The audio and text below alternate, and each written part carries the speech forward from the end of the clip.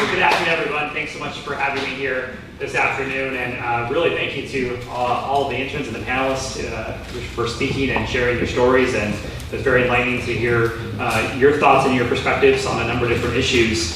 And really thank you to ACA as well too. I will say, it was mentioned, she was mentioned earlier, Sally. Whenever Sally calls, you say yes. I've learned that in my 5 years on the city council. But no, it goes to the fact that she and everyone in this room really cares about this community and where we are going as a community moving forward through this city and throughout the entire region.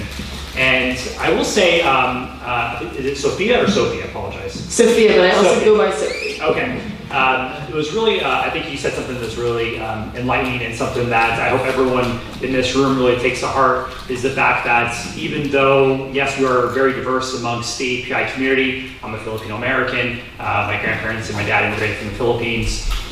There's a huge diversity throughout our API community, not only through our ethnic groups, but also through our thoughts. And whether you're a Democrat or you're a Republican or you're declining to state, I think looking around this room, there's probably a really diverse set of political views in this room. Yet we're all here to encourage and progress forward our API community.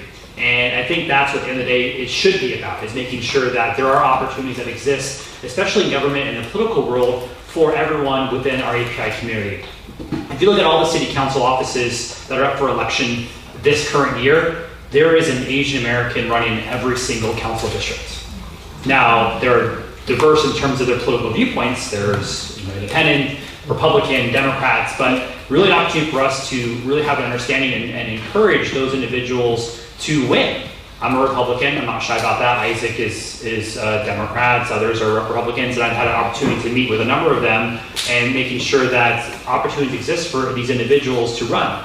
I can't remember the last time an Asian American was running every single city council district.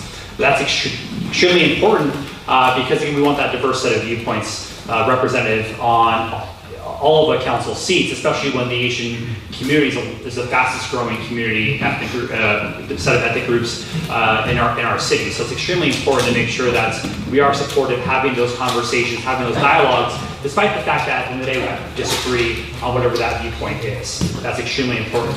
I will say, in hearing you all being involved, you all being here is extremely important, especially during this time of year. In 2020, we are going through the census. Next year, we're going to have a redistricting commission that's going to be looking at drawing the council lines for our city council seats. I would not be here if Dr. Chan and others were leaders back in 2011 when they drew my current city council seat. The entire API community came together and really rallied and supported and was engaged and spoke out during 2011 to draw this current city council seat. We wanted a council seat that was going to represent and be a voice for the API community. My council district has the largest concentration of Asian Americans in the city. 1/3 of every resident is API descent in my community, in my districts. We need to make sure that in 2021, when this commission gets back together, that is not lost upon those individuals who will be serving on the commission.